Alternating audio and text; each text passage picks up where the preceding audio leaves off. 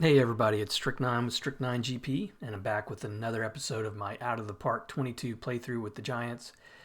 We're finally into the free agent period, gone through all the playoffs, salary arbitration, the awards. I'll probably start the episode off going over some of those, some highlights there. But mainly, I'm just going to start getting into free agency and see if I can throw some offers out and kind of show you what I'm hoping to pick up this offseason. I'm once again going to go for offense, but I'm hoping to have enough money left over to get a pitcher in there too. We're in good shape again financially. I think if you got a chance to watch some of my last season's episodes, I think we were close. I mean, I know it doesn't seem that way maybe, but we finished 77 and 85. It was really all about 1 month. And that 1 month was such a terrible month, we couldn't recover. And that was May when we were 6 and 21. But I look at June through October, we were above 500 the rest of the season.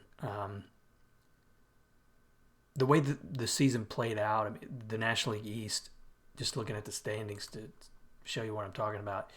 I mean, you had Philly with 92 wins, you had 200 wins teams. We wouldn't have gotten to the playoffs had we played that the way we played the second half all year, but we would have made a good showing in the West. I think we would have finished second above Arizona, and it would have been something to build on. But I feel like we're close, and it's still a tale of two teams. I mean, it's pitching, defense, and no offense. The way we finished out the year, I thought we were gonna move up in some of those categories. We didn't really. So we finished last or near last and everything. But I'm still liking the direction in some ways that I'm going. I do still feel good about that Nico Horner trade. I mean, that's the guy I got from the Cubs for Devers. Devers, for whatever reason, probably just a quirk of his ratings of the game, however you want to say it. He was not performing for us and really didn't perform when he went to Chicago. And I just like what Horner did for us when he joined the team. He was a 2.5 wins above replacement player in really just a little over half a season. Great speed and defense. I played him mainly at third last year. I'm hoping to put him at his true position at second this year. But I feel like with the way things have gone, I think it's good to have a good leadoff hitter now. I was using Miyazaki a lot in that slot, and he just wasn't doing too well. If you look at the splits on Horner when it comes to leading off, I'm hoping it's going to show that he was pretty good. And I love these splits, by the way. I just love the way it keeps tabs on so many things. But batting leadoff, he was a 288 hitter, 750 OPS. I think that's way better than we were ever going to get from Miyazaki.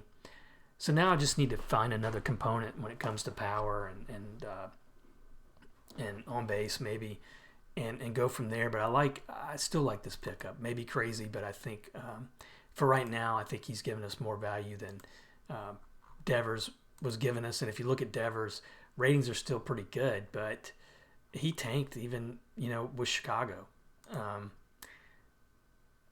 Ops was below average, league average, 237. This guy's really struggling. It's hard to figure out why. When I picked him up, I mean, he only had one good season with us in the, what was it, almost 3 full seasons taken together. So hopefully he'll get it together in Chicago and do well for them. But you can also see here too, we got a lot of holes in the offense, and I got to hope that we got some people coming up in the minors here and there that can play. I'm still not convinced that what Bishop did in that September call-up is what he's going to do. You give him a full year, give him more playing time.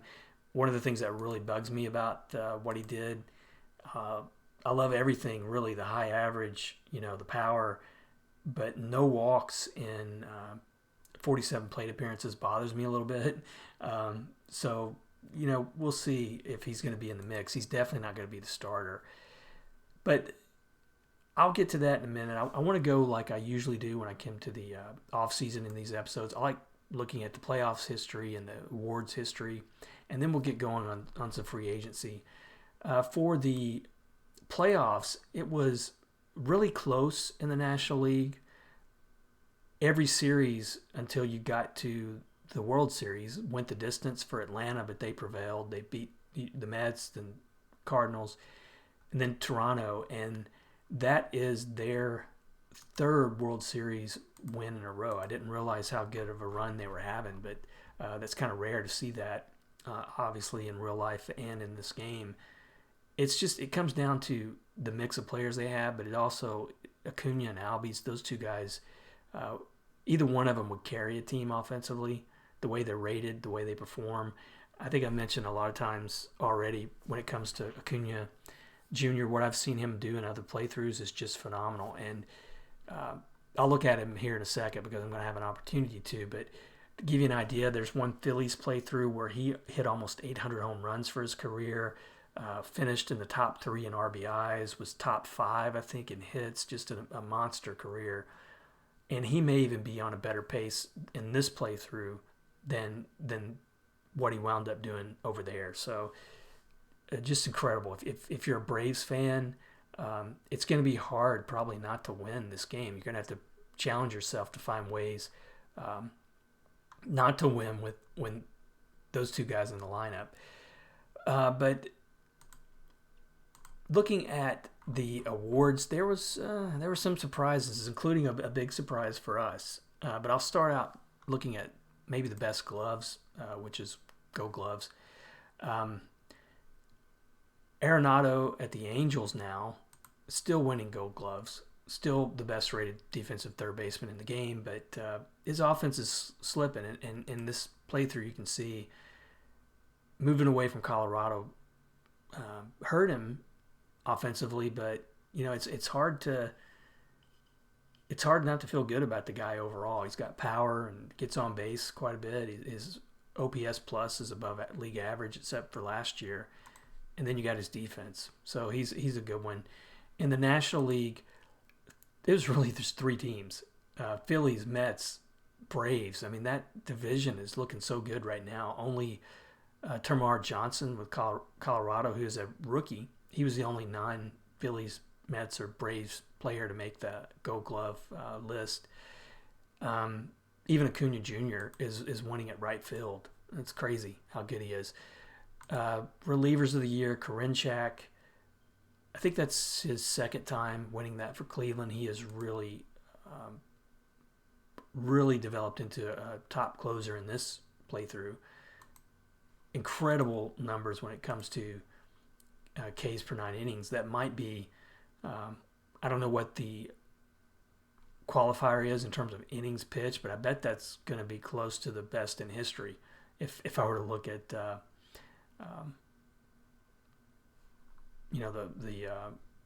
awards, the leaderboards for that's really incredible. 17 and a half career. In the National League, it went to Hernandez with Atlanta. The AI is picking these. I like setting it so that the AI can vote because it gives me a little bit of a surprise, level of surprise. I always like that. But sometimes the relievers are hard to figure. This is one of those times. He had a low ERA. His wins above replacement was probably not the best of the relievers out there. Devin Williams, for instance, 49 saves. I don't know how you don't give it to him, but sometimes that happens. Silver Sluggers, Azuna, that might be a surprise. He was some guy that I was debating last year picking up. Prado, one of the best rookies seasons I've seen in this game. 8 wins above replacement, led the league in batting at .352. Great season from him. In the National League, as expected, no Giants make the list. Now we get to rookies and Prado, unanimous choice. It's going to be interesting to see how this guy's career plays out. He's starting pretty young, or pretty old, really, 27. But that's a great season. And he's captain material. This guy's Don't know why it took so long for him to develop. Um, but he's been around since 2017, and so took him a little bit of time. But you like to see that every once in a while, somebody who's able to keep going and make it. Johnson was a unanimous choice in the National League for Colorado, and we did get some votes for Westbrooks, even though he had a pretty poor season, 5-15, 4+ ERA. I do think this guy, 3+ wins above replacement, though. I think with this guy's ratings, the park, everything, I think he's going to develop really well. I've moved him up quick through the system. One of the things I love about him as a pitcher, of course, is he has 3 above average, but he's got a changeup that if it develops, I mean, having 4 or more above average pitchers and decent stamina, usually that's a good sign for starting pitchers in this game. Now we get managers that just went to the Braves and the Braves and Blue Jays. But we get to the Cy Young Awards, and it gets a little surprising here. American League went to Matthew Thompson. No surprise, I guess, here. Led in wins, strikeouts, wins above replacement.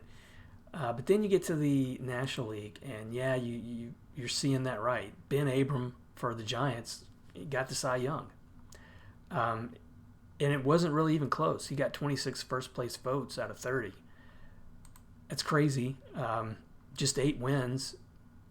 He didn't lead in too many categories, just innings pitched and wins above replacement. But it was a poor year for pitchers. Wins above replacement has a lot of weight in these awards, so I guess it shouldn't be too much of a surprise.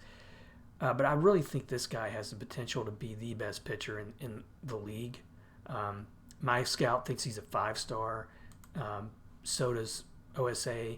My scout thinks his movement's going to be maxed out. He's got 5 above average pitches, good stamina. I mean, this guy is the real deal. We just got to give him some runs.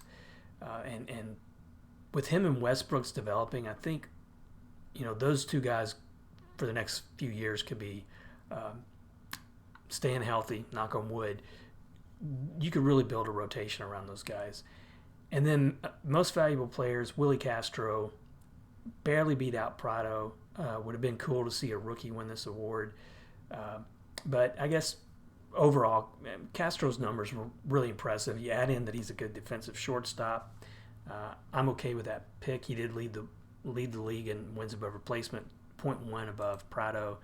And then National League, unanimous, Acuna Jr.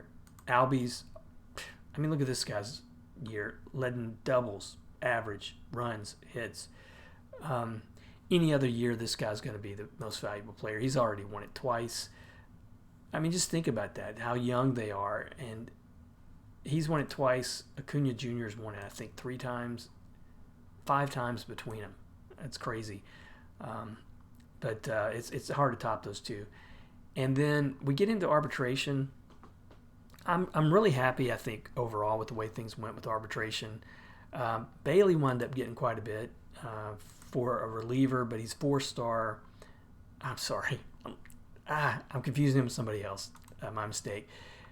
Bailey was actually a good value. I was going to talk about him, and I think I let Bart go, Joey Bart. Of the 2, I really think Patrick Bailey is going to hopefully develop into the better overall catcher.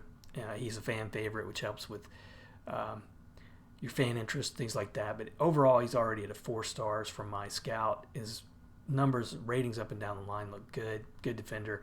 I'm really surprised that 4.5. I mean, that's pretty good value for this guy. I think I was thinking of Elledge and Fairbanks. Getting a little bit more, in Gonsolin, getting more than I really wanted, especially Gonsolin, but his numbers look great in the pen, and he can start if I need him to. This is his last year with us next year.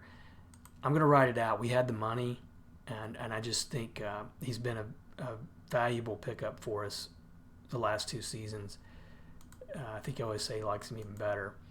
But $11 million for what he's given me. With their budget even, it's a little bit more than I wanted to spend. But Ramos on the offensive side, Ramos was a good figure there, $2.3 million, a 3 wins above replacement player. If you watched the last episode, I talked this guy up a lot because he just came through in the second half. And if you go by the ratings, my scout thinks this guy is just a tick above average, right?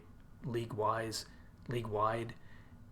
He does give you some good things. I mean, above average power, gap power, right on the line there, average-wise for eye and discipline and contact. He's going to strike out some, but he's going to draw some walks. His ops plus at 132 may have been one of the best on the team.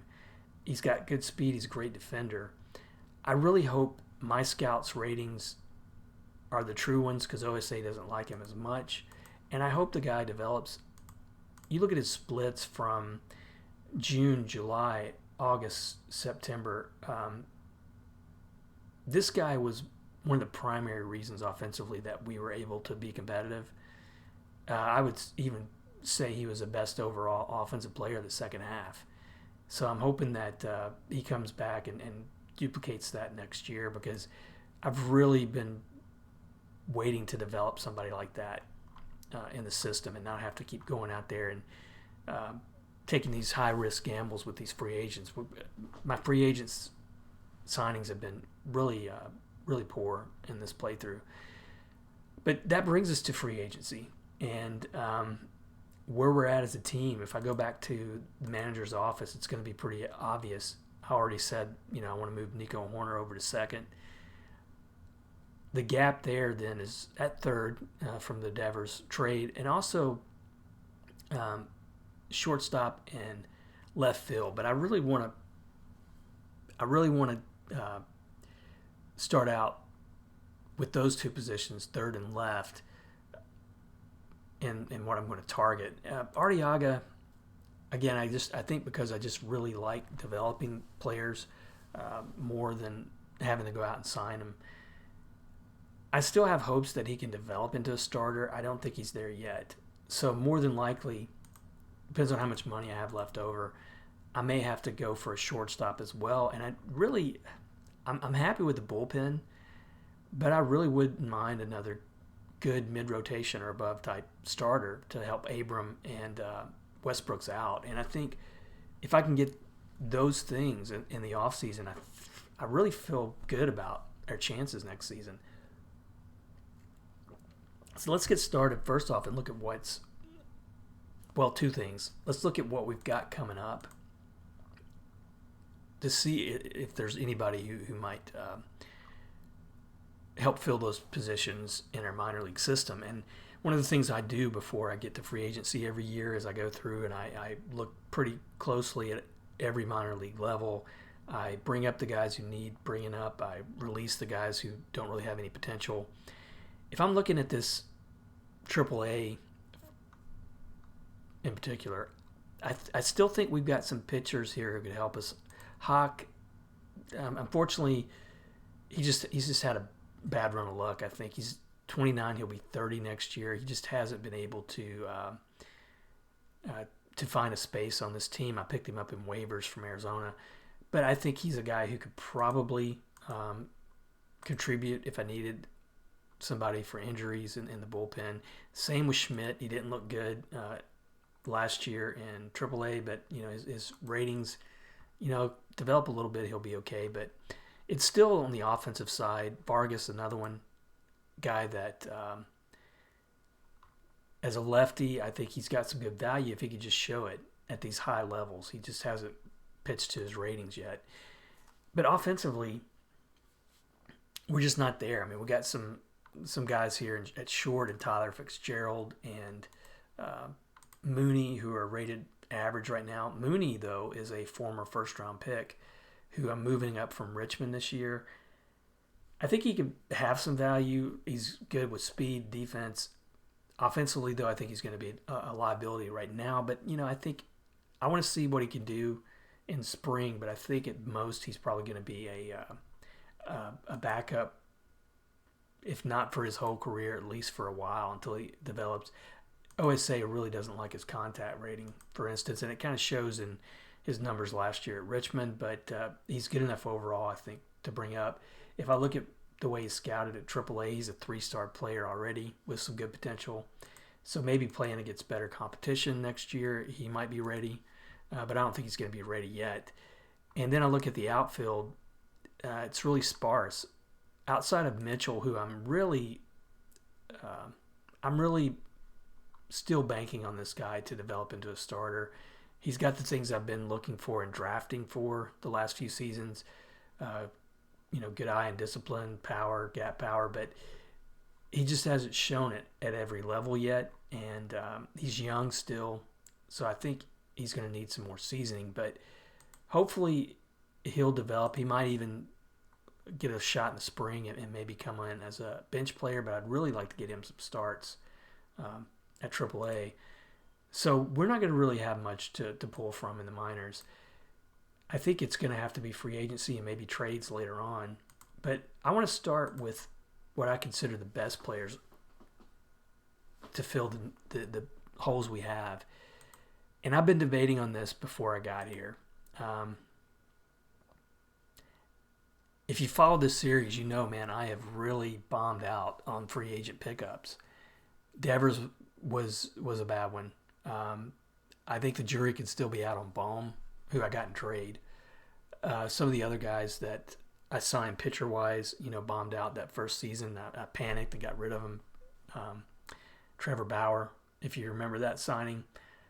But I'm going to give it another shot. And I'm looking at left field, 2 guys in particular who I think are exactly what I'm looking for. Eloy Jimenez, Kyle Tucker. Now, I've had bad luck with lefties.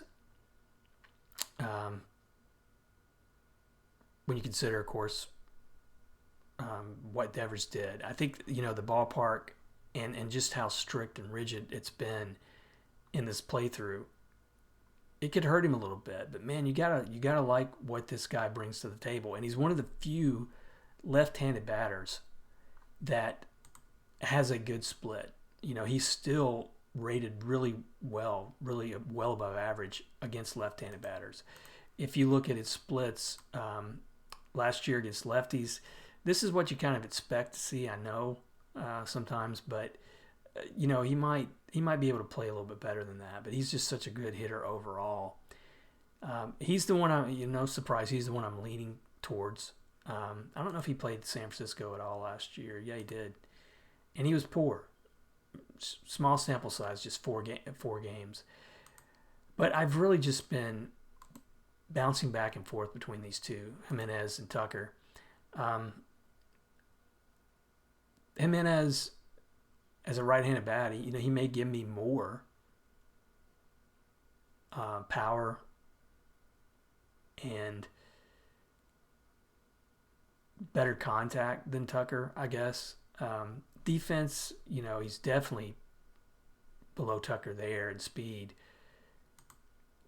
But and OSA loves the guy, but, I just look at the numbers, and even last year, his average was down. He's not going to give you any speed at all. No stolen bases. Just 1 for his career in this playthrough. He was a 2.7 wins above replacement last year. If I'm going to gamble that much money, I think that's where I struck out when I went with Freddie Freeman. Freddie Freeman was starting to show that kind of decline in this game when I signed him, and so that's made me wary. And I know left-handed bats can struggle in this park, but I'm going for Tucker here. He's definitely had the better career than Jimenez. Not much better, but it's been pretty solid. I mean, he had an off year in 2024, really off year. But I got to believe his consistency is a little bit better. Taking overall defense, everything else. So I'm gonna go for it. Now, whether I get him or not, who knows? In terms of popularity too, I didn't check that. He's very popular. Jimenez is extremely popular.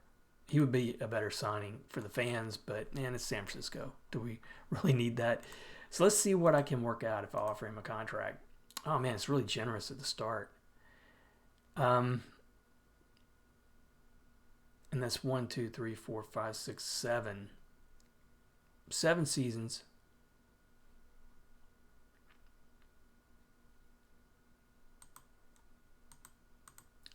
I want to see if he would take 21 million for all and go 5 years. Okay, he says that's a fair offer so far. So we'll send that out, and I'll probably give you an update on the next episode how it went. But we'll see if that hits. If not, hopefully it'll be soon so I can get Jimenez. But next, moving on to third base. Another thing that I've been debating here, because to me, I look at two guys who I think could help us out, and Urshela and Phillip Evans, I think were the two main ones. I could also, go for a second baseman and keep playing Horner at third like I did last year. But as you can see here, there's not really that great of a choice when you look at second. Even Simeon up there, he's one of the top free agents at second. Keston Hiura is hurt. I didn't know he played second. But yeah, he can play second a little bit. But he's definitely not going to start at second. So I think I'm going to have to stick with trying to pick up a third baseman. If I look at player trades, Brian Anderson,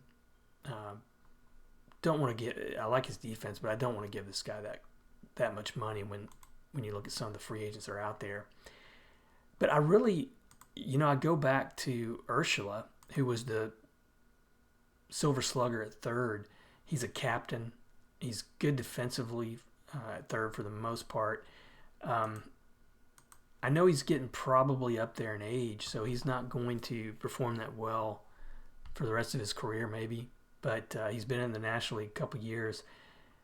I think last year, what scares me so much is how big of a turnaround last year was from what he was doing the previous 2 years. But I just think he's the best option. Now, Phillip Evans is a little bit younger. He's not as good defensively. He's also not really a bad option, I think. I just think that he's coming off a pretty rough injury last year. I don't know if that's something, the fractured finger back, 2 years in a row he was out for that. I don't know if that's going to be a bad thing. If I look at his career, of course, he's not had quite the career that Urshela has had, but with Arizona, he's kind of been consistent.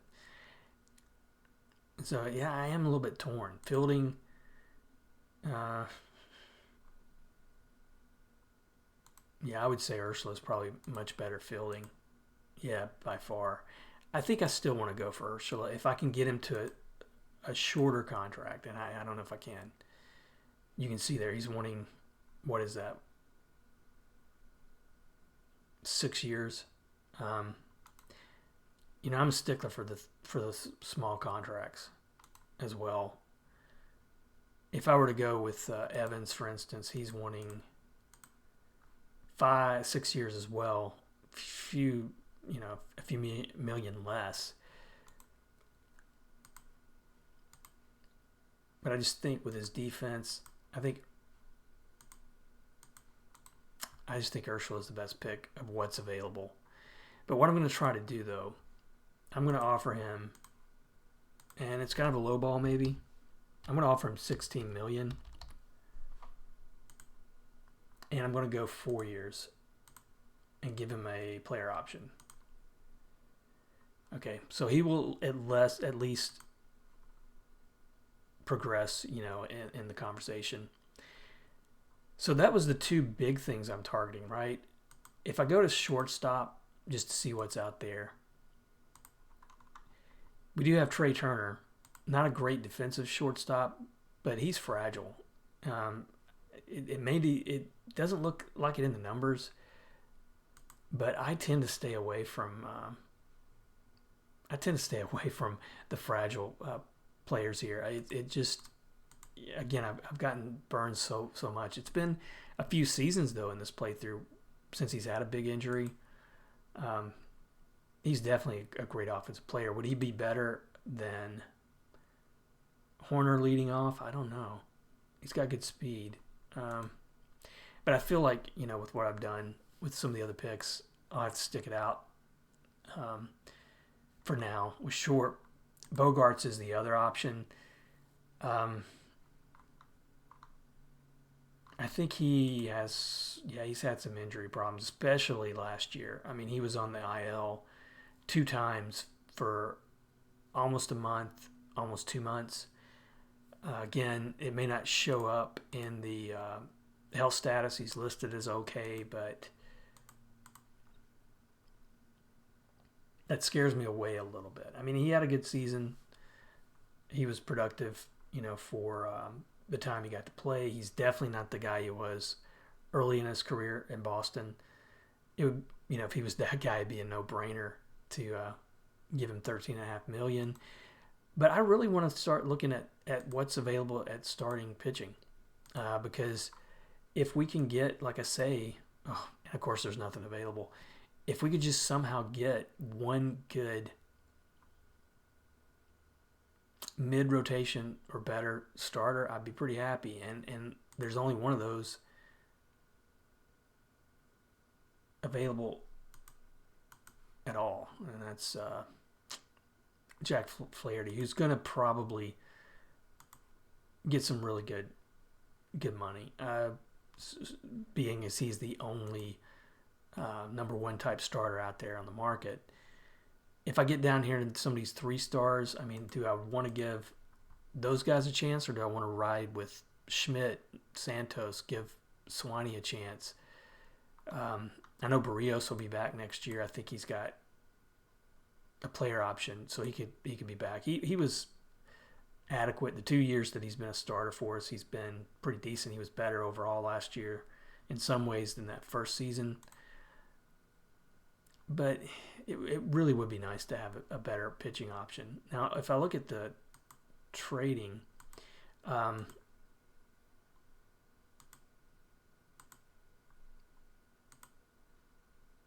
right now there's not many people showing up on trades, because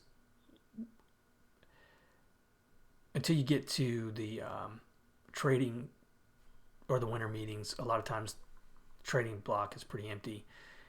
But there is Rogers, if he wasn't fragile. Man, this guy he's got so much upside still at 28. And wow, he's a great value.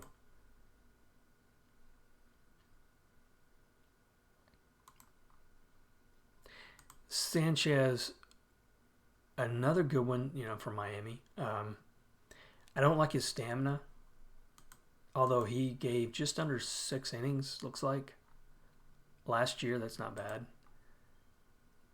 That's about where he's at, though. Five innings a start is about what you're going to get from him. Ratings-wise, though, he looks pretty good. And, not being injured much is nice, too. Not being injured since 2023. He should probably be fragile with that kind of a injury history. So I'm looking like, Corbin Martin was with Arizona last year. He would be a good one. But he would give me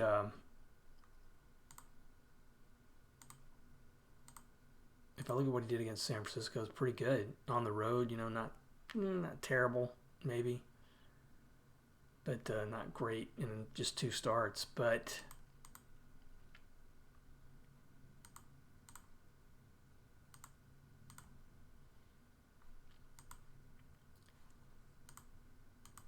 it's one of those things where, man, just about anybody could really look better in San Francisco. But I'm looking for something better. I really am. If I look at what he would take right now, he's wanting 5 years. He hasn't had much luck in this playthrough either. He's coming off a decent year. I wonder what his FIP is. That's below 4, so it was better than his true ERA. But he's not, he's not somebody I don't know if I could really depend on as a starter full time. And well, I mean, for the full 5 years. Carlos Carrasco at 38, he's wrecked. He's not going to be someone I'll give much money to. I mean, do I want to pull the trigger on Flaherty? Whoa, probably not. Not at this point. I just, I'm gun shy now because of the bad luck I've had. I think what I'll do is I will see what kind of trade options I have in the winter meetings, and I might go for one of the guys who are even out there right now, Sanchez or Rogers. Just take a little bit of a gamble on Rogers, I guess. My scout thinks he's probably going to be a mid-rotation. Yeah. But while I'm here, another thing that I would like to do is, since I'm not feeling too great about Arteaga starting at short, let me see if there are any other options here. Just good all-around backup type guys. Kevin Newman. He wants to be in the starting lineup, but I'm not too sold on what I'm seeing from him. Suarez could potentially be a backup choice. I know he's going to strike out a lot, but if Urshela and was it Evans? I forget who. Yeah, I think it was Evans, right? If they're not going to be available at third for me, he might be somebody I can jump over there. Even Arcia. No, I don't know. He would be hard to put there. I think I'm going to have to do more deliberation because I don't want to get too deep into it. I mean, I think it's going to depend on what starters are going to be available, but I might even revisit this Xander Bogaerts, because if I can't get a pitcher, then I really want to keep focusing on offense. And we're probably we're a ways away, a few weeks away from winter meetings, so I don't want to swim too far ahead in this episode. But let me know what you think. If you got some suggestions, I know some of you guys always have some good ones. I think, the thing that I'm finding out more and more, it's like you have to really look at numbers more than ratings. I think I'm getting lost in the ratings and not looking at their actual performance because it's not translating sometimes in this game right now. So I'm going to have to just keep that in mind, I think, as I go along the rest of the off season. But I still think, we've got a chance to pick up some players that really help us out. Even, these two right here, I think would be big pickups going into next season. And then just flesh it out. We still got some money. I think we're in great shape. I'm really hoping next year's the year for us. But as always, I appreciate you guys' support. Thanks for watching, and I'll see you next time.